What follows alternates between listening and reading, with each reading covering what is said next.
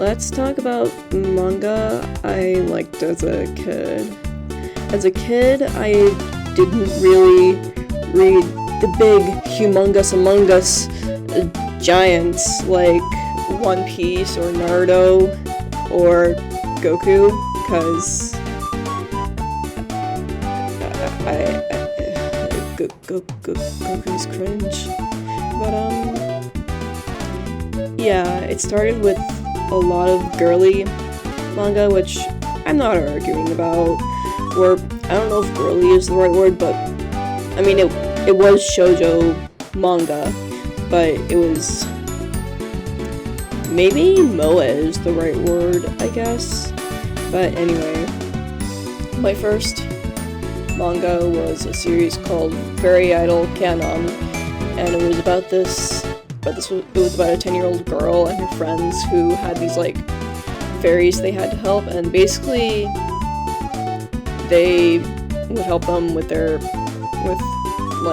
by like singing or like playing music, and their enemy or their arch nemesis, or the one girl that like everyone hated because she was special and rich, and oh no, she's a mean girl, but she her music just made everyone depressed, and it fed the dark magic world. So yeah, that's how I got into weaving around. Through that manga, I actually found out about another one that I liked called Big Adventures of Majoko, which is just about this witch and her friend who's a human, like, going on silly little funny adventures. Both mangas were top tier, but Majoko was, I don't know, maybe it was like a prelude to my obsession with Toho. But through that, I ended up looking up Majoko on YouTube because I was wondering if there was an anime around it, and I stumbled across someone showing off their collection, and they played the Fukireta song in the background, and that's how I got obsessed with Vocaloid. Yeah, woo!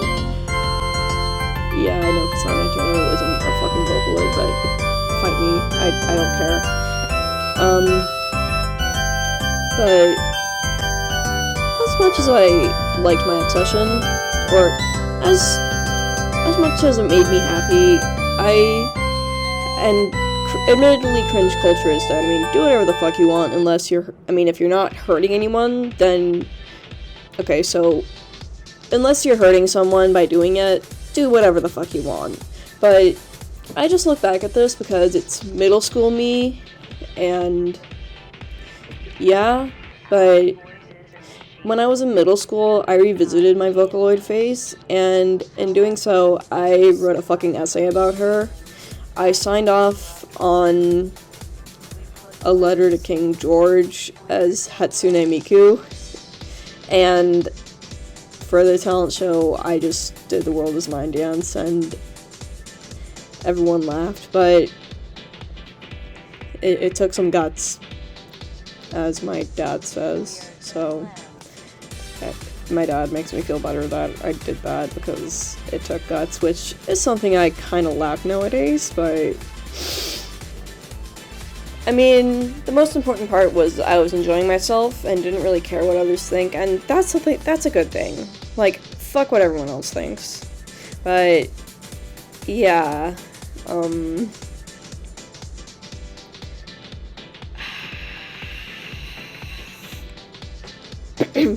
so I didn't watch a lot of anime when I was in 7th grade, besides maybe Fairy Tail or Maru-chan, maybe some ReZero. I was more of a, damn, they got roasted, haha, type of kid, and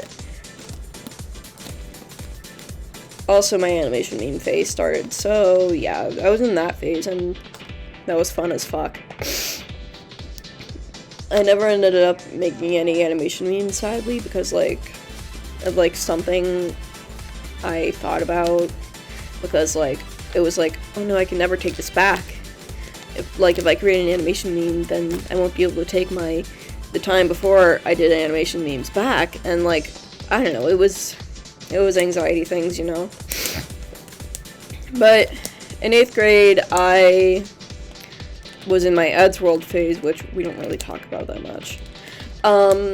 Moving on to high school, but I got more into Madoka Magica and, like, more importantly, Danganronpa.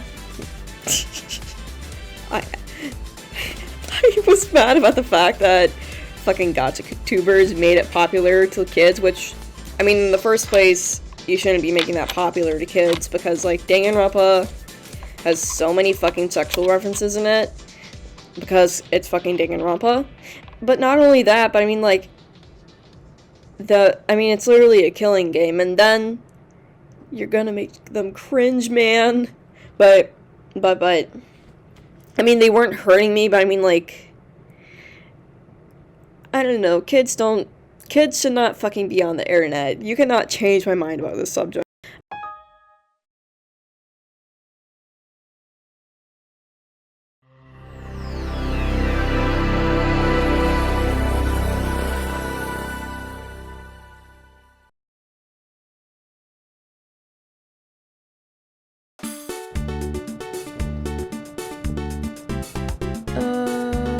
After that, I got more into Death Note, and then here we are now.